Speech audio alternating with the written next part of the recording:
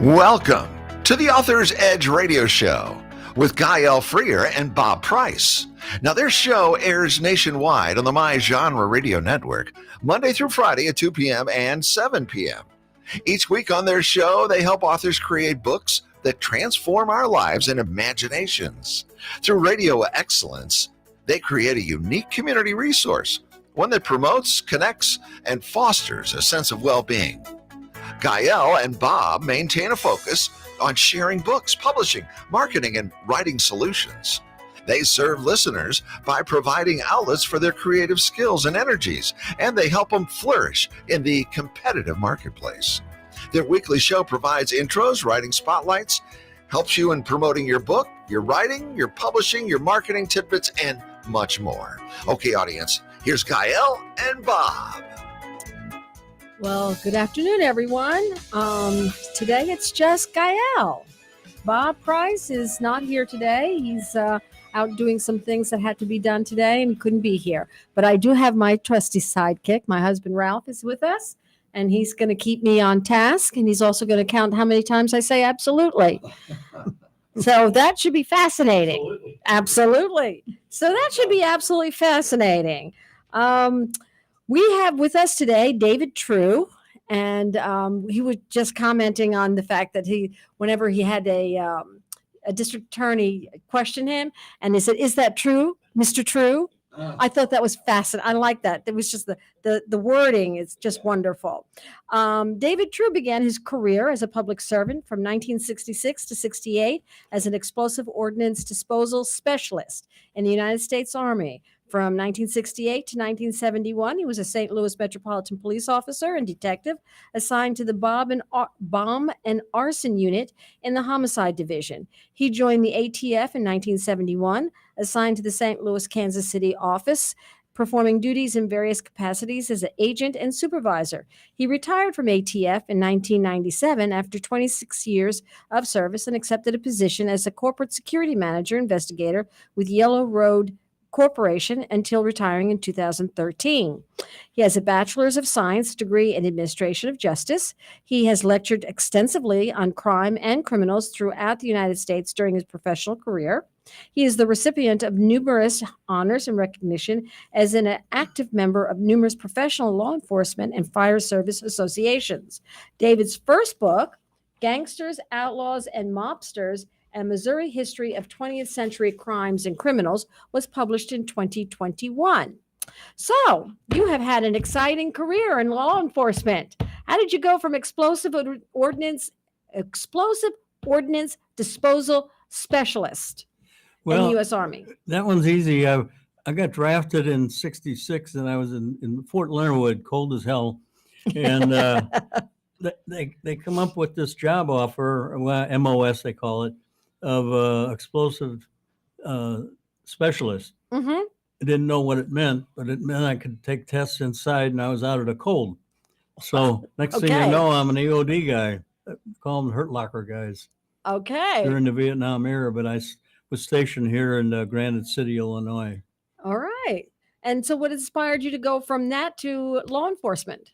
The explosive guys would bring their materials over to us in Granite City from the St. Louis Police Department. Mm-hmm. And when they found out I lived in St. Louis, they pretty much adopted me because they needed a guy that could take bombs apart safely and handle explosives, because not one of them knew how to do that. And they said, Gus Palazzolo became my partner. And he said, "Dave, get on the police department, and within a year, you'll be in bomb and arson and a homicide detective, even though it takes 3 years to get there." And I thought, well, I got a job at Yellow Freight as a Teamster. I make real good money, so I don't know if I'm going to do that or not. Well, they convinced me, and I became a cop. All right. Well, I've got a special place in my heart for cops. My dad was one for 27 years. So Great. Yes, I have a very special place in my heart for them. But tell me more about taking apart bombs. I'm kind of fascinated by that. How do you do that? My first thing I say is, don't do it. So is it true that you only clip the red wire? Or is it that you only clip the black wire? Well, is that TV? Oh. Yeah, if they know to switch the wires, it doesn't matter. Oh, You want to disarm them remotely if you can. oh, You okay. get a water cannon or something and shoot the detonator out of the main explosives, and then you go in and try to safe it. But if it's just a John Wayne bomb, that's a stick of dynamite, non-electric blasting cap, and some safety fuse. You just take that out and you separate the two to start out with, because then the dynamite's safe to handle, and then Uh-huh. you take the detonator out to the range and destroy it remotely. And Oh, there's a lot of other. That's a pretty simple explanation, but there's a heck of a lot more to it than that. oh, I would think so. I would think so. Because the whole idea of detonating or just, well, blowing up stuff sounds so much fun. I mean, really, it just sounds like so much fun. I enjoyed it from a distance. Well, can you tell me some experiences that you had that were kind of like hair raising? Yeah, the first one comes to mind when I was a St. Louis police detective. I got a call out to the ninth district or eighth district. No, it wasn't that. It was another district. But they had a bomb on a corner building that they wanted me to come out and look at. And I looked at it. Uh, it had a face on it, a watch. The face was missing and it was ticking. And so I didn't know how much time I had. So I had one of the cops bring me a quart of oil and cut the top off. And we stopped the ticking. So I Mhm. had time to address the bomb if it was. It turned out to be a fake bomb. Oh. But you don't know that until you find out without it going off. Right. And then, of course, I've had a number of them where we actually had explosives, where we get them safe in Have you- proper fashion. Yeah. Have you ever had an incident where you were like, where it went off in your hands or you went off in your. No, I still got them. They're right here. We're not on television, but you can see them. Well, you know what I mean. It's like, Oh yeah, and I've had some tragedy, a lot of tragedy in my career, and I've seen a lot of bad examples of people killing themselves over not thinking before acting, and well, that's or unfortunate. being told about it and then investigating it. So a lot of that's in each of my books, including my third one that'll be out next year. And I enjoy writing about it because it's my life. It's true crime, Mm-hmm. and that's kind of the way I wanted to go with my whole process. All right. So your first book was Gangsters, Outlaws, and Mobsters. What motivated you to write this book? That's a good question. And here's what happened. Okay. I helped put together a commemorative ATF history book Mm-hmm. for our 200-year existence. I'll lay you odds it was with Acclaim Presses, right? Yes, Yes, with Doug Sykes. Doug Sykes and Randy Baumgardner. Okay. And they called and said, "Hey, we want to get some of your adventures in this book to add a little spice to our history." Mm-hmm. So I sent them the material. I talked to them on the phone, and they got that. And after that came out, they called and said, "Dave, you ought to write a book." I said, "Well, I'm not an author. I'm a retired federal agent and a cop. I know how to write." But they said, "Well, give it." Randy said, "Give it a try. If we like it, we'll publish it." So I wrote it up. This was 2015. I sent it to him in 2016 on the first one. Mm-hmm. He had it 2 days, and he called and said, "Dave, we're going to publish your book." And I said, "Randy, it doesn't work that way." And he laughed and he said, "Well, what do you mean?" I said, "Well, I spent $450 for these tapes on how to be an author, because I'm not, and how to work with publishers, which I haven't." And they said you have to send 10 manuscripts to 10 publishers before one gets read. You had mine 2 days, and I'm being published. He says, "Yeah, we'll have the check in the mail or the contract in the mail today." I said, "I'm saying no more." That's how it started. That's how it started. They picked me. They picked you. Well, apparently it must have been good because otherwise they wouldn't have picked you. Well, they liked it. The book's selling very well. We both are involved with that because I do have a publisher that I contract with, Mm-hmm. and much different than your previous speaker who was here talking. Right. And I like them because that's the way I wanted to go. Right. Well, it's everybody's different, which is kind of nice that we have more options than it used to be. It used to be, if you didn't get to the 10 top, that was that publishers, you weren't going to be ever published. So it's kind of nice that we have other options besides, just being part of the publishing. But now, can you give us some of the story? Like, give us some of your stories from the book. I'm like fascinated with this. Well, we'll start with the first one. Yeah. And then on that one, gangsters, that is actually gang members, the definition. And most of them were out of St. Louis. Okay. Now, question: were there any out of Poplar Bluff? Not that I'm aware of. Okay. Well, no, there's a reason why I'm asking. When I first moved to Poplar Bluff 20 some years ago, all right, I was told that Poplar Bluff was considered Little Chicago. Okay. There's a lot of cities that are Little Chicago, I'll tell you that. Oh, okay. So keep going. Now, tell me some of the stories about this. I had worked all over the state of Missouri, so I got involved down in Springfield. And usually when they talk about people at the lake or Poplar Bluff or Sidestead or Cape Girardeau, which I went to school for a little while, and that they call them like the bald knobbers. They get on up in the hill in the mountains and they take care of their own things, and they didn't do them very well. That was in the 1800s. Oh my. So give us one of your stories, one of the more fascinating ones. Okay, I'll start with, even though you don't write a book, chapter 1, 2, 3, and 4, you write as it comes to you if you have the material. Right. But I'll start with chapter 1. I intended to write this book to be the entire state, not all the books that come out about either St. Louis or Kansas City or Springfield and one crime events or one group. There's so many stories in Missouri. The first one is I chose to write the first chapter about all those that went to the big house in Jeff City, the prison. Mm-hmm. That included James Earl Ray, Bonnie and Clyde, Bonnie Parker. Bonnie and Clyde. Her sister went, and Machine Gun Kelly, Pretty Boy Floyd, first conviction in St. Louis. And he's responsible for the Union Station massacre. And then you had a guy named Fred Killer Burke, who was Capone's shooter. Mm-hmm. And he was non-Italian. He called him his American boys. He had 4 of them.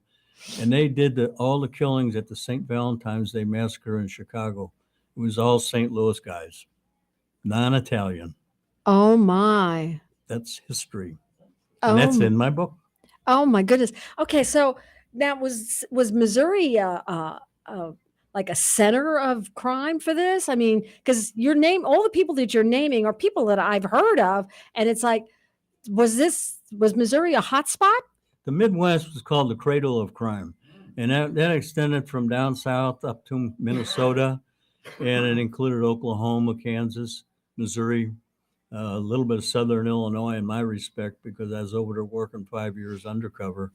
And it's more involved than anybody could imagine. And that's why I intended to write that book, to put in some material that nobody knew about or was little written about, and to bring it to life of what went on in Missouri.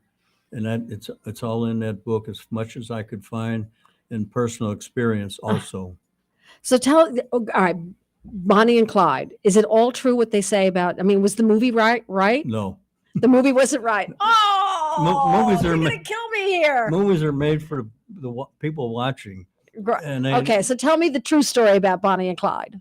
All right, they had 2 shootouts. Their history in Missouri. Mm-hmm. They came to Joplin, and they had a shootout with the police and troopers. And then they went out to Platte City, Missouri, outside Kansas City, where the airport area is now. And they had a shootout there at a hotel or a cabin space. And then they escaped and went up to Iowa. And Clyde's brother had gotten shot. He died up in Iowa. And Bonnie's, who married Clyde's brother, mm-hmm. she got shot in the eye, and she did 10 years in the St. Louis or the Jeff City prison. So she did a little time there. And then, of course, Clyde got killed down in Louisiana with Bonnie. Mm-hmm. when they set up that ambush and took them out because they had to go Well, yeah. in the minds of law enforcement back then. Back then they had to go. Yeah. Right. And on that one, as an interesting story, I do a police conference, police chiefs down at Margaritaville. Every year I go when I can and visit with them. And we were sitting around having a cocktail of our choice.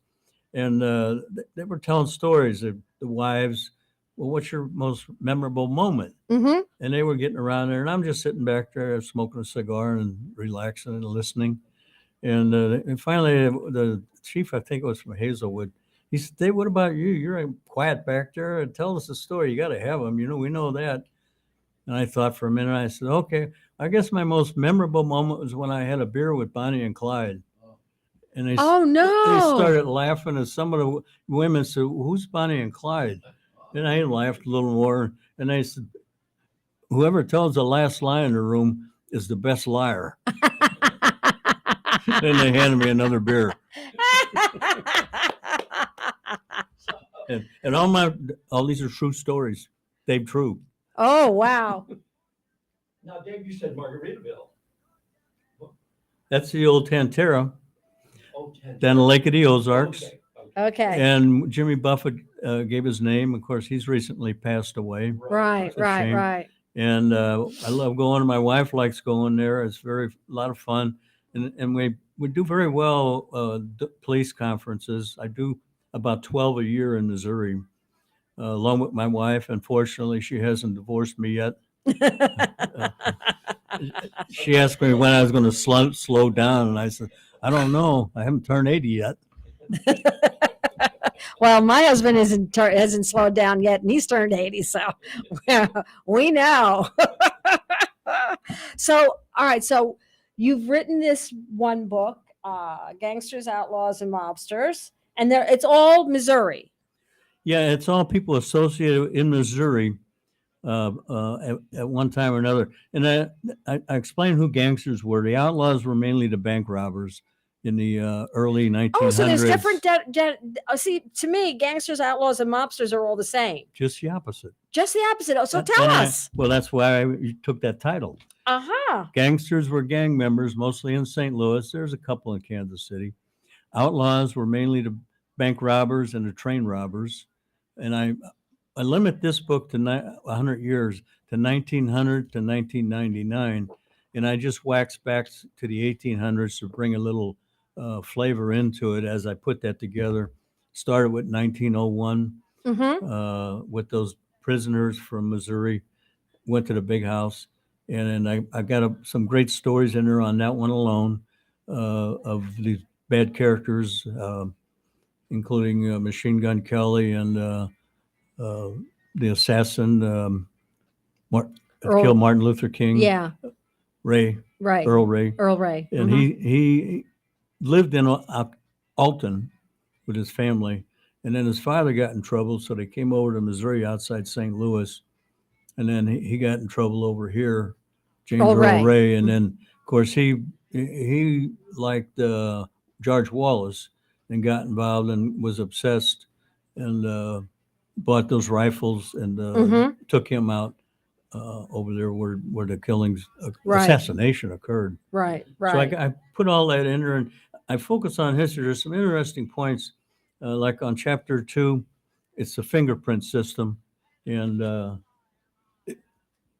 very little known, but the first person that introduced the fingerprint identification system to America was Mark Twain.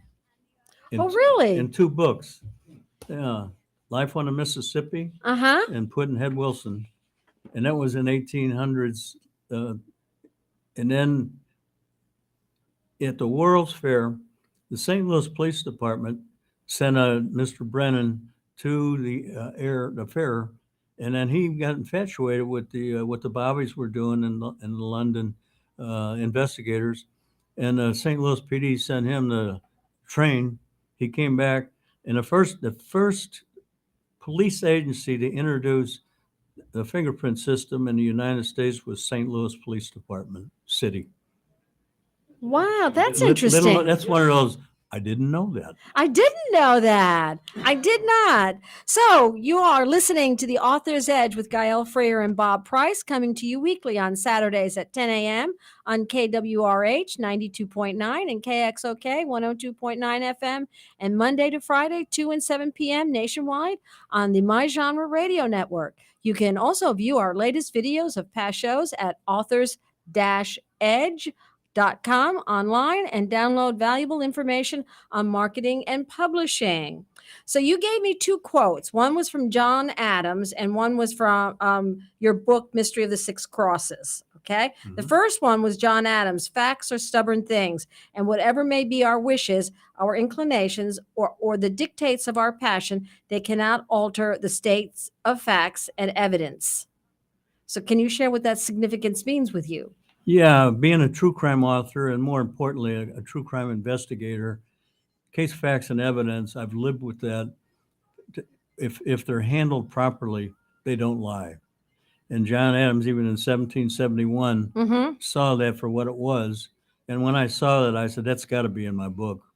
And so and then actually, when my third one comes out, I'm going to use a quote on all five parts of it that I'm finding that goes with that period of the section of the book. So what about gut instincts? I always hear cops telling me, oh, their gut instinct was blah, blah, blah, blah, blah.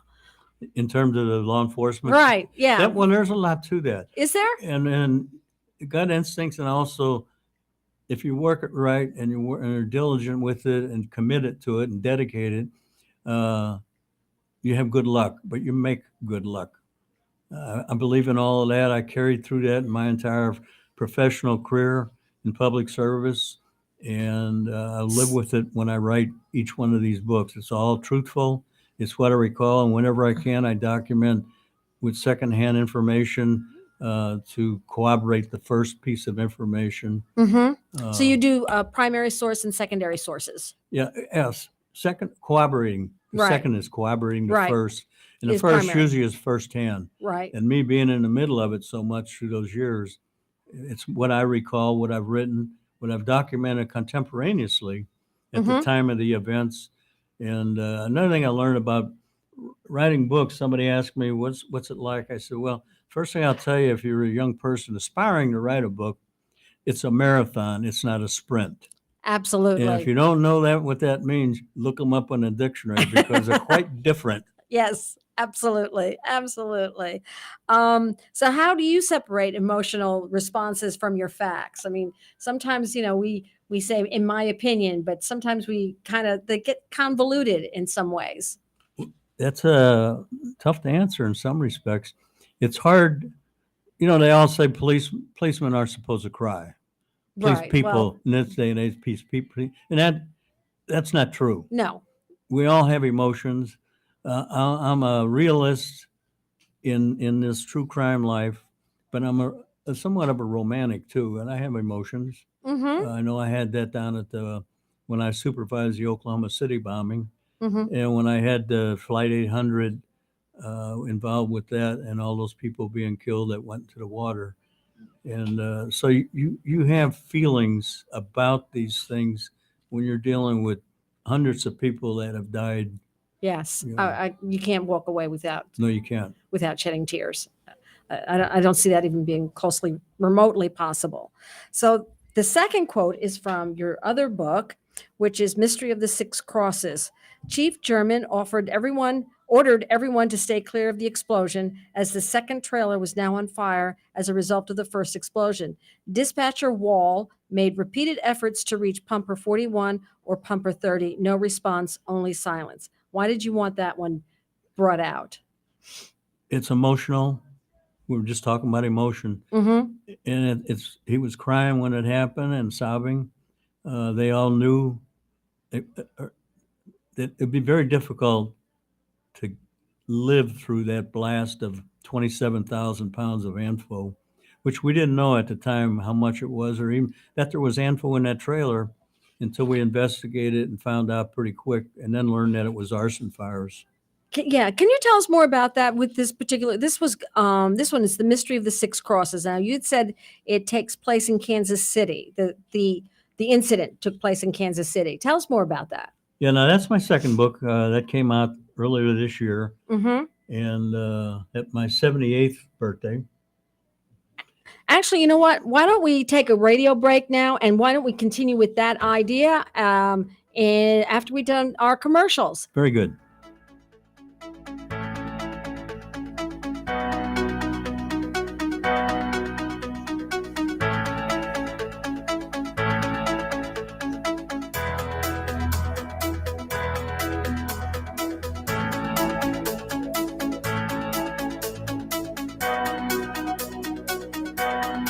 El Potro Restaurant and Market, located at 6920 Manchester Avenue, 1 block east of McCausland, offers the finest variety of Mexican and Central American groceries and goods.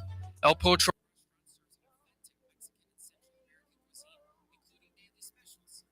and the best horchata and tastiest margaritas in St. Louis. Open 7 days a week. El Potro, 6920 Manchester Avenue, 1 block east of McCausland. This is Arnold Stricker of St. Louis In Tune on behalf of the Dred Scott Heritage Foundation. In 1857, the Dred Scott decision was a major legal event and catalyst that contributed to the Civil War. The decision declared that Dred Scott could not be free because he was not a citizen.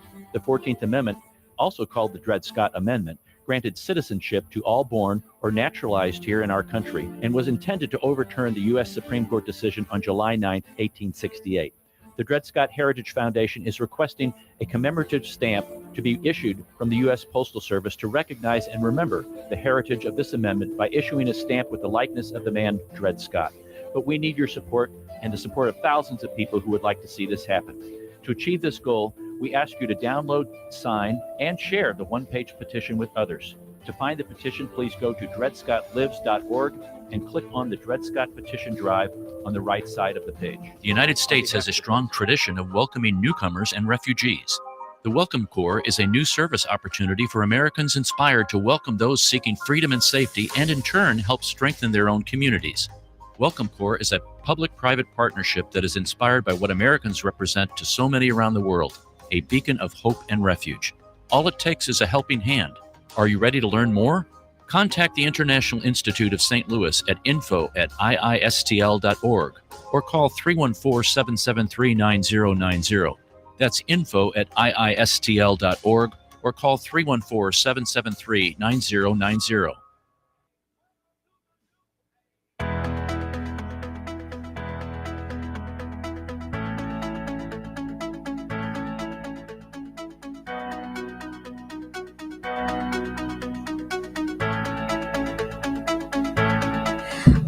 Welcome back. And we were just starting to talk about the mystery of the Six Crosses, and you were about to tell me, David, the whole scenario around that book. That's your second book that you wrote. Yeah, that was a massive explosion that occurred in 1988 at a construction site in Kansas City. And the security guards found out their security truck on a highway was set on fire. And they called the fire department to come in to address that. And then the security guard lady, she said, then there's a fire up on the hill too. Now this is about a half a mile apart from each other, simultaneous fires. That tells you got something going on that ain't right. Mm-hmm. So they sent another pumper. They addressed the truck, and then the other pumper went up and started addressing the trailer fire, not knowing what was in there.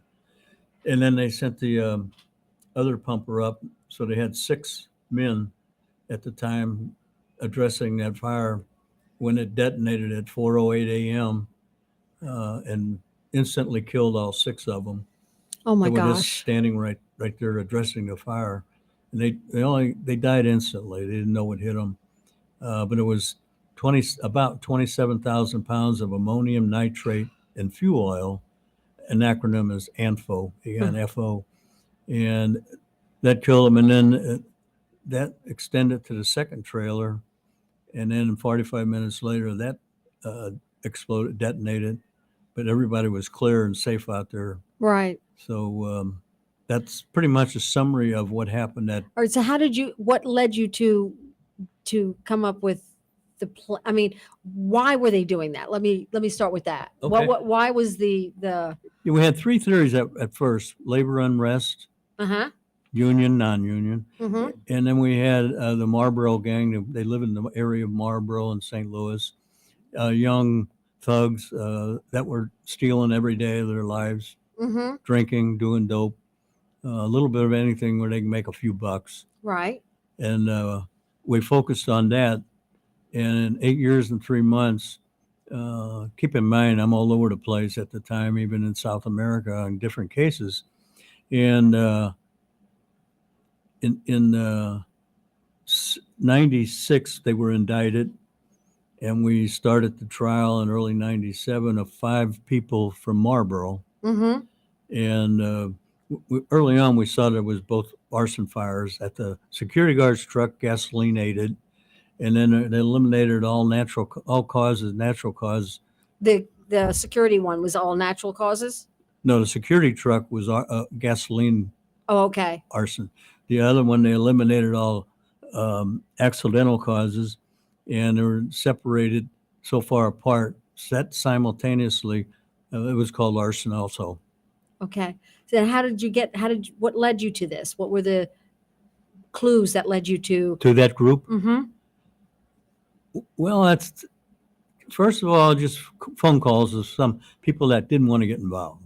Okay. You get leads on every case you have. And in this particular case, we got hundreds and hundreds. And then police worked on it, and we worked on it together for a while, then separate. And one of them got arrested. The police struck the first blow, and he got released because the guys backed up on their story that he's in prison in jail. Mm-hmm. And then the second investigation. Because you said it took 8 years.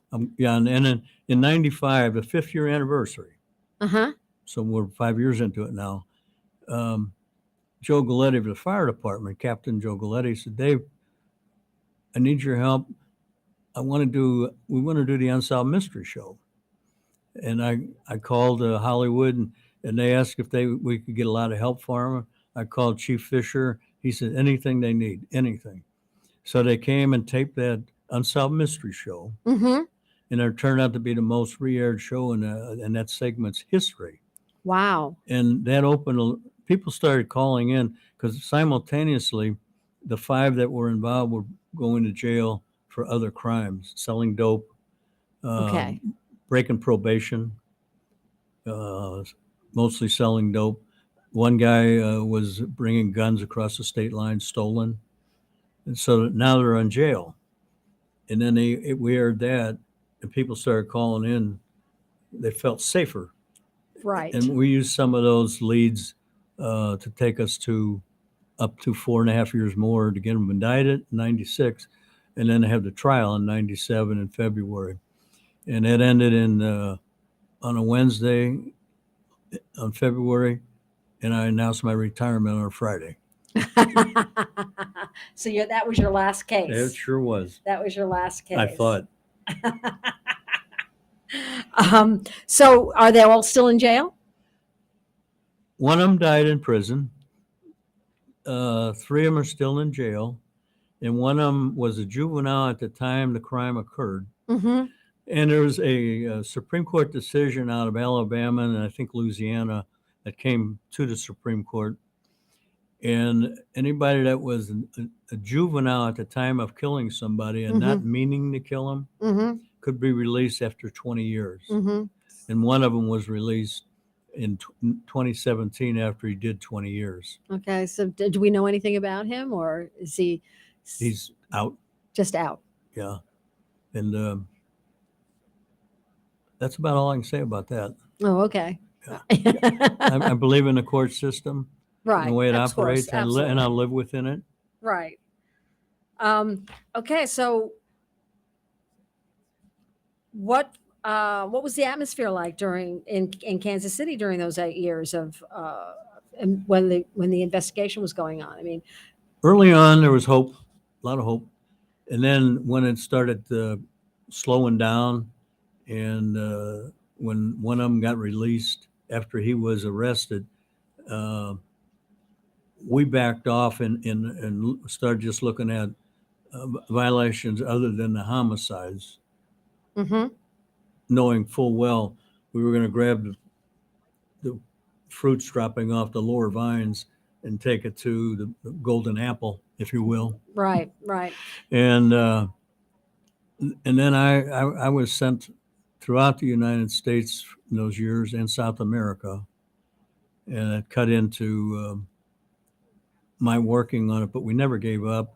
The team I had was excellent, and we were dedicated to bringing it to fruition and justice, and we did.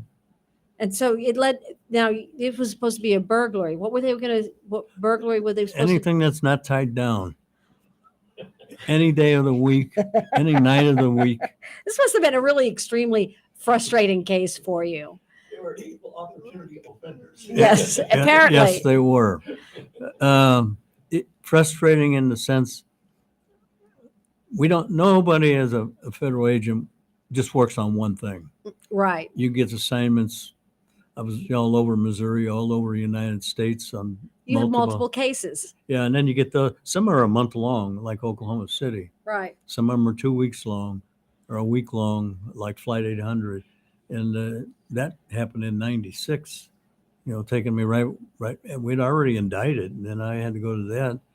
Wanted to go to that, and then I got back and we focused on the trial, put that together properly. We had an excellent team, and the jury found him guilty. Excellent. So now you are also on the Oklahoma case, and you are also on the Flight 800 case. Right. So tell us about the Oklahoma case, since that's something that's a little bit more, near and dear. Yeah, that was '95. I got called. I was in the break room at the office, Mm-hmm. and Rick Cook, the soup boss at the time, the agent in charge, said, "David, it's your call out," because I was a team leader in the Midwest team of the National Response Team for ATF. So he said, get your bags packed and get down there this afternoon and get your team together. We're sending all the other agents down from the team. So I got down there, we set up, we started collecting evidence that evening Mm-hmm. around the building, and it started raining. So we stopped that action.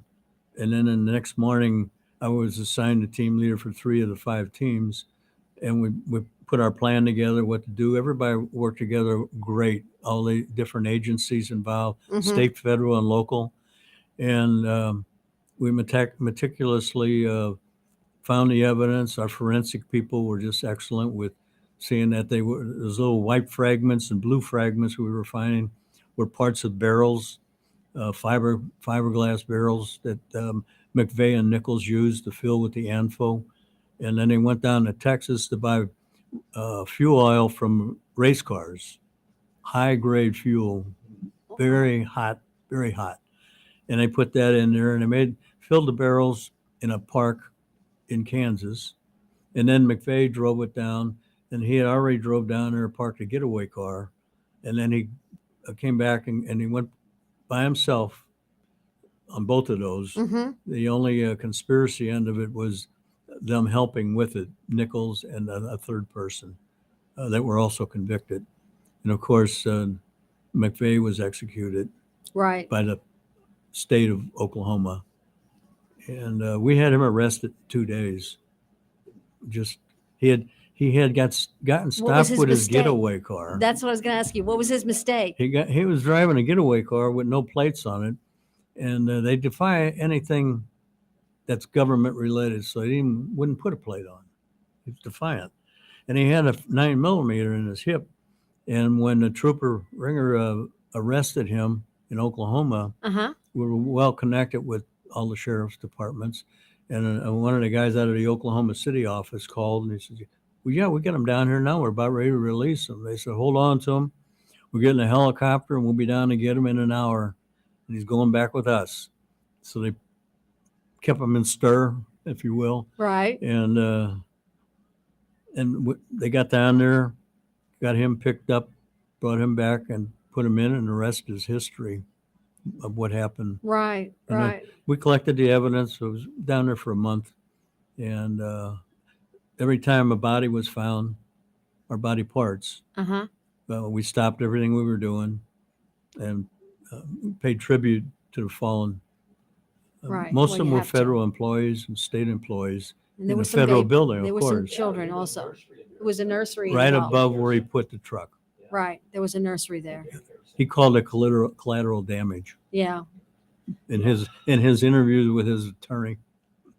Collateral damage. Yes. Yeah. Let's not even go there.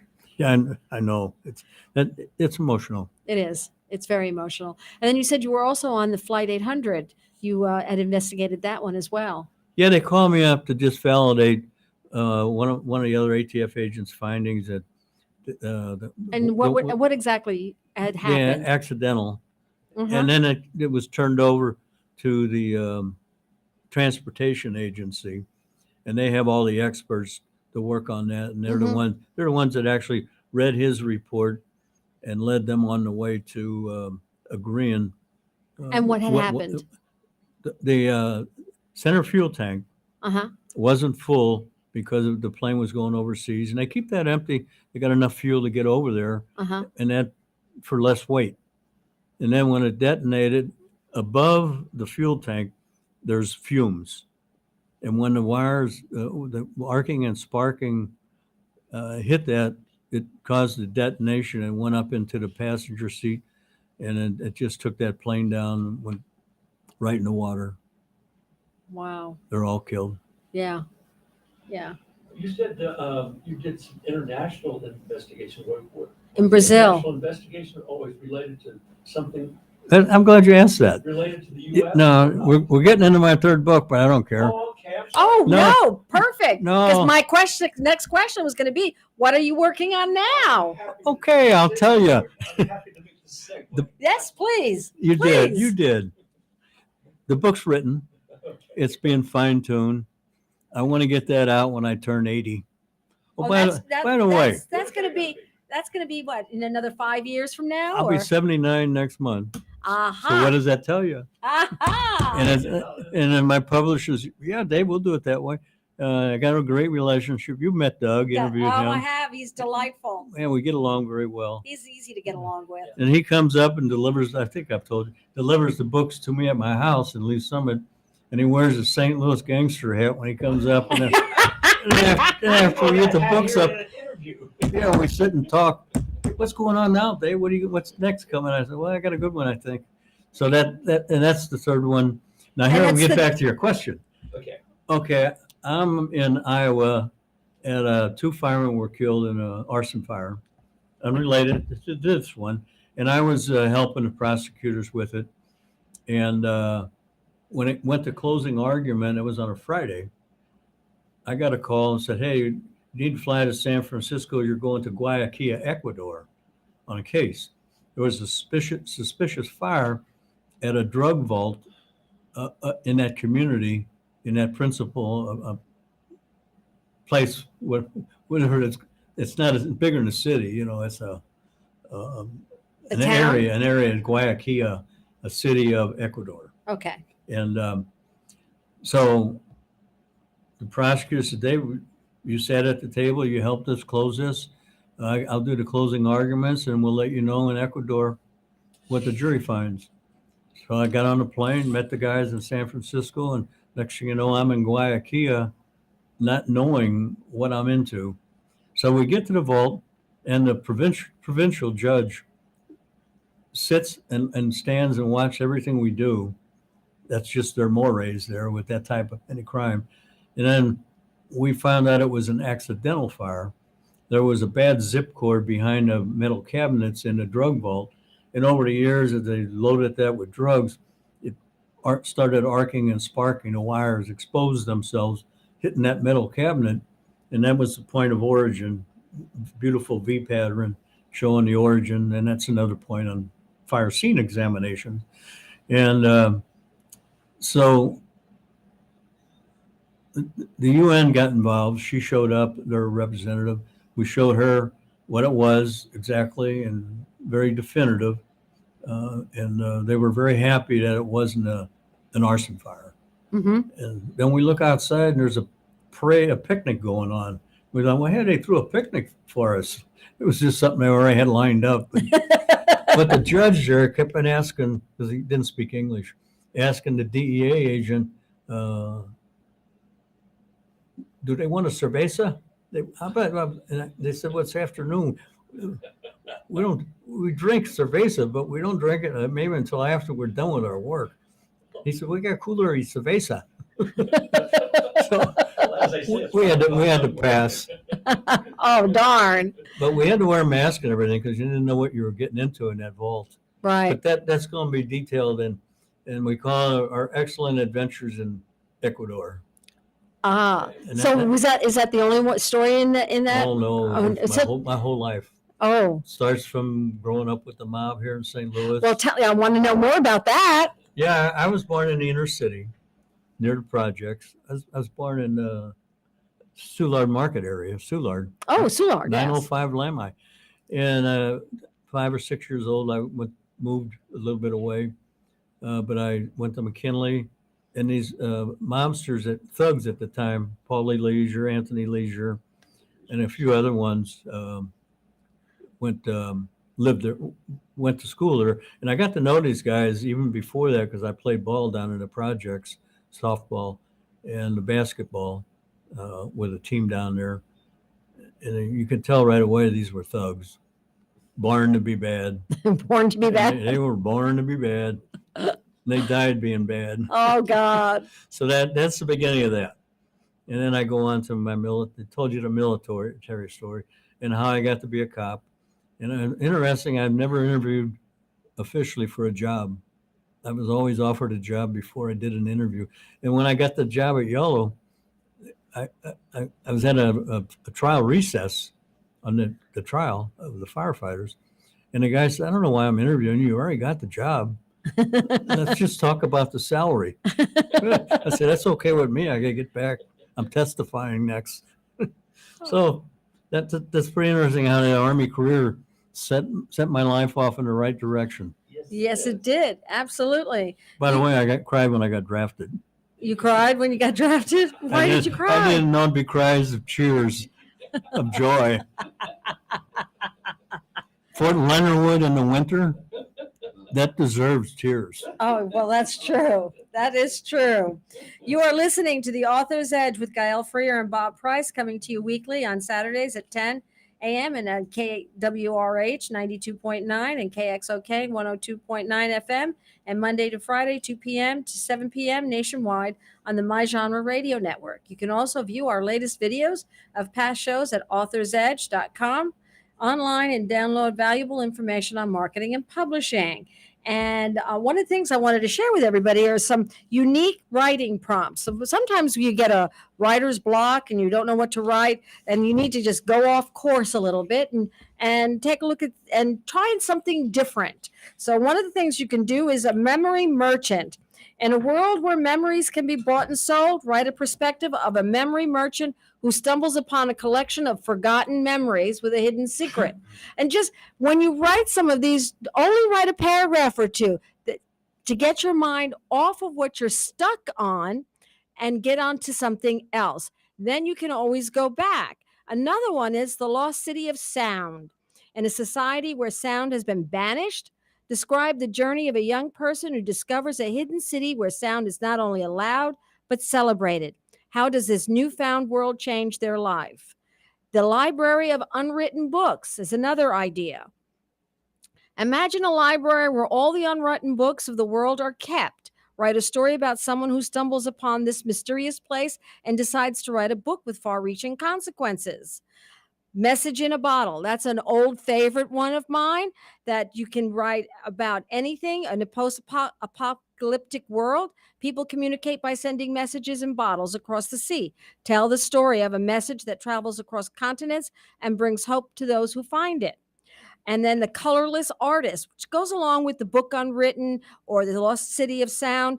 In a world devoid of color, an artist is born with the ability to paint with colors only they can see. Describe how this artist's unique gift challenges societal norms and changes the world's perception of beauty. These prompts are often intriguing and unconventional scenarios, and they should be able to spark a little bit of imagination so that you can create some compelling stories. That way you can move on to what you are writing about with it maybe a little bit of a different perspective. So, as a writer who has written historical accounts, contemporary true art, crime stories, where do you find your inspiration? The inspiration part of it, I think, and we've already explained, that part came from my publisher challenging me to write a book. Mm-hmm. And the inspiration was I was a collector of materials dating back to my Army days. And you made some good points there with most of that we read was, of course, fiction. Mm-hmm. I'm living with nonfiction, and you got to have the material, and it's got to be firsthand knowledge Mm-hmm. backed up with documentation. And there's some pointers of out of the box that you mentioned. I found that mailing postcards doesn't get anywhere because it's not personal. And if you Right. write a letter, they got it in their hand and they're looking at it. And I find mail orders are bigger with that. So instead of that, out of the box, I use these postcards. I cut them a little bit smaller. I told Doug, he said, well, we're going to make ours smaller now, my publisher, and because they fit in your pocket. And I've got my information, and I give it out instead of Oh, this is- mailing them. I hand them out, and here's one each All right. for you That's folks. pretty cool. That's one out of the box. Yeah. Another one is door hangers don't work. No, they don't. You gotta, like we talked about that. You threw one away. It's not personal. And it's not- personal is makes what makes it. yeah, and that's Especially with trying to market your book. why in that point, I always personalize every book. I sign every book I sell, and we're doing quite well. But we've sold the first one several thousand, and That is good. I learned that famous writers or popular writers, that if you sell 5,000 books, that you've done very well. Yes, you have. And if, as a new published author at 76, I hope I hit that mark before I croak. But I'm doing pretty well, and I've had this book here, the second one, Mystery of the Six Crosses. I got it in March from Doug, and, And- I've sold almost 900 of those myself already. Wow. That is wonderful. Absolutely wonderful. That is And in terms of writing a book, I made some notes here after you sent me these questions. A book doesn't start at chapter 1. I've already said that.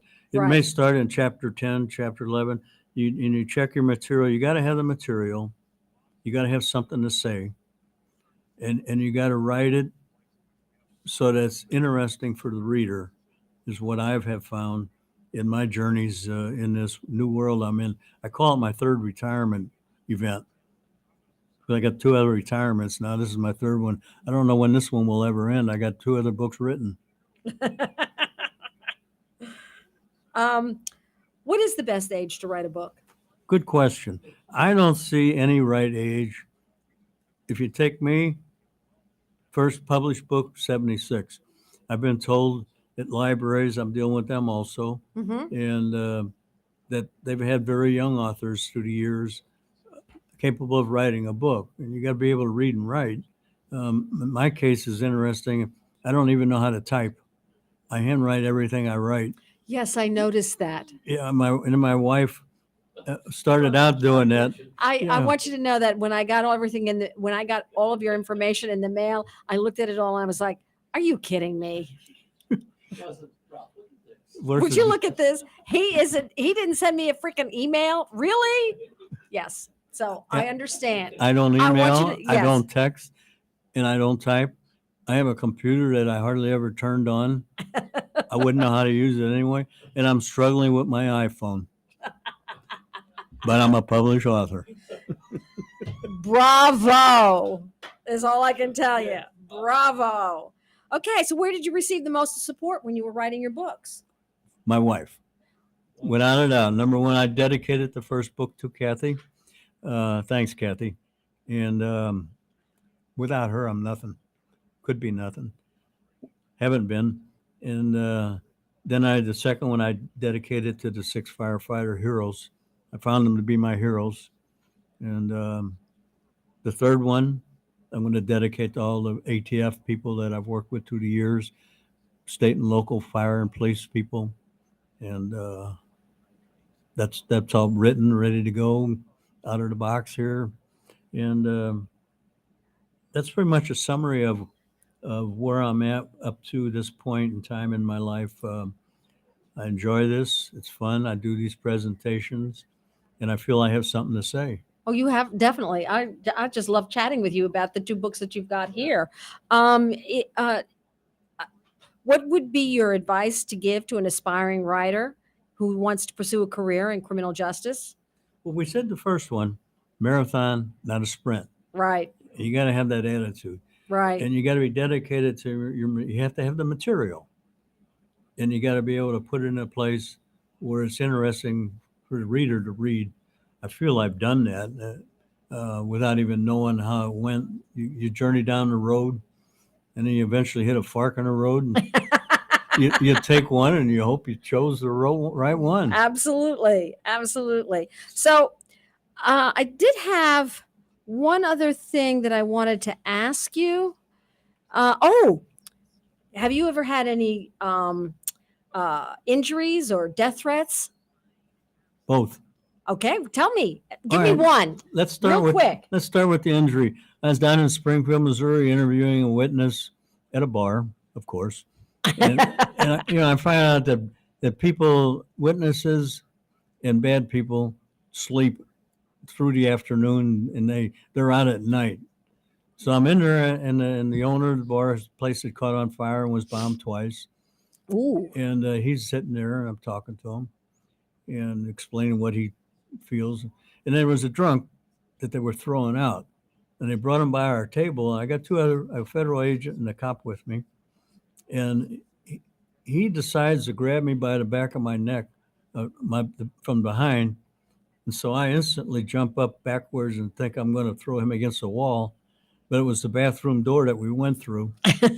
And when my face hit the ground, Ouch. the ground won. So next thing you know, I'm going to the hospital. I got 9 stitches Oh, on that gosh. little event. And then that's the injury. But I had my life threatened. Ooh. A contract was put out on me, and that was by a guy named Bad Jack Mode in Granite City, Illinois. And then I had a case on him years later, put him in prison on the first one in Lebanon, where he set fire to his house, and we arrested him and indicted him, and he went to prison. And in that first one, he had put a contract out on me, and we got angry with that because it wasn't that it was out; it's just that how much he was only offer a couple thousand to kill a federal agent. I wasn't happy about that. Well, I wouldn't be. I mean, golly. So life moved on. And in Lebanon, when he was getting out of prison, the probation officer, Ken Kabanik, called and said, Dave, I interviewed him, exit interview, prisoners. And he said, lost my train of thought there. He said, hey, Jack's getting out. And when I interviewed him, he says, he's got one thing left to do, to come up to Kansas City and find you and kill you. No, take you out. And he didn't mean to dinner. So Kabanik calls me back the day he's getting out and says, hey, call off the dogs, our agents. He died. He had a heart attack on his way out, and he's dead. Oh, my gosh. So that ended that saga between a federal agent and a bad guy. All right. Okay, so what is your last book the next book that you're doing? What's the title again? Memoirs of a Treasury Agent. Back then, we were Treasury. Memoirs of a Treasury Agent. A Treasury, and then the subtitle is Many Faces of ATF. And Many Faces of ATF. And how can everyone contact you if they want to get a hold of your books? By phone, one way. I'll give you that number. Okay. I'm at cell phone. I'm very approachable, by the way, folks. 816-914-5930. And I mail books out. You can reach me at 408 Northeast Brockton Drive, Brockton, Lee's Summit, Missouri. 64064. Are you on Amazon? I'm on Amazon. And we do my publisher takes care of all of that. He Okay. does Amazon, Facebook. I do Barnes and Noble. Okay. And that's going very And well. that's with Acclaim Press. Yeah. And their phone number is 573-472-9800. Okay. All right. Thank you. Thank you so much, David, for coming in and chatting with us. I have thoroughly enjoyed you. Thank you for tuning in to Author's Edge. Tune in again next week for more tips, resources, and your favorite conversations. Our next guest will be Bill Fields, and we will be chatting about photography and art. Till then, see you around the inkwell.